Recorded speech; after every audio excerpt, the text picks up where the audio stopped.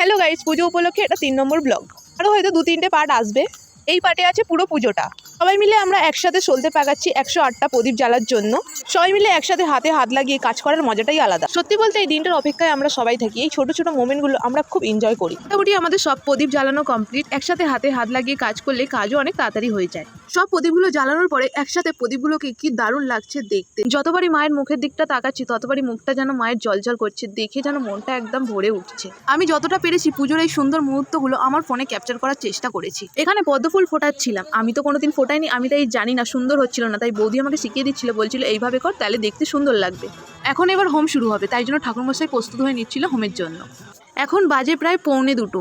এখন আমাদের হোম শুরু হচ্ছে। পুজোর সবকটা রিচুয়াল বা নিয়মের মধ্যে আমার সবথেকে ফেভারিট পার্ট হচ্ছে এই হোমের পার্ট। দেখতে দারুণ লাগে, এই মোমেন্টটার জন্য আমি অধীর আগ্রহে ওয়েট করে থাকি। পুজোর কোন কোন পার্টটা কার কার ভালো লাগে তোমরা কমেন্ট করে নিশ্চয়ই জানিও। উফ, দেখতে দারুণ লাগছে। সেরা মোমেন্ট অফ মাই লাইফ।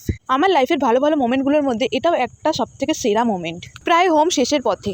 হোমের আগুন নিভে যাওয়ার পরে ঠাকুরমশাই দুধ দিয়ে আর জল দিয়ে আগুনটাকে ঠান্ডা করে দিচ্ছে। এই সারা রাত জেগে সবাই মিলে একসাথে বসে পুজো দেখার মজাটাই আলাদা। এবারে শুরু হয়েছে আরতি, প্রায় পুজো শেষের পথে। যত পুজো শেষের পথে এগিয়ে আসে তত যেন মনটা বেশি করে খারাপ হয়ে উঠছে। আরতি শেষ হওয়ার পরে সবাই আরতির তাপ নিচ্ছিল। একটা ভাইয়ের মানত ছিল, তাই সে বাতাসা নোট দিচ্ছিল। আমরা সবাই মিলে বাতাসা গোড়াচ্ছিলাম। লাগে কে কার থেকে কটা বেশি পেলো।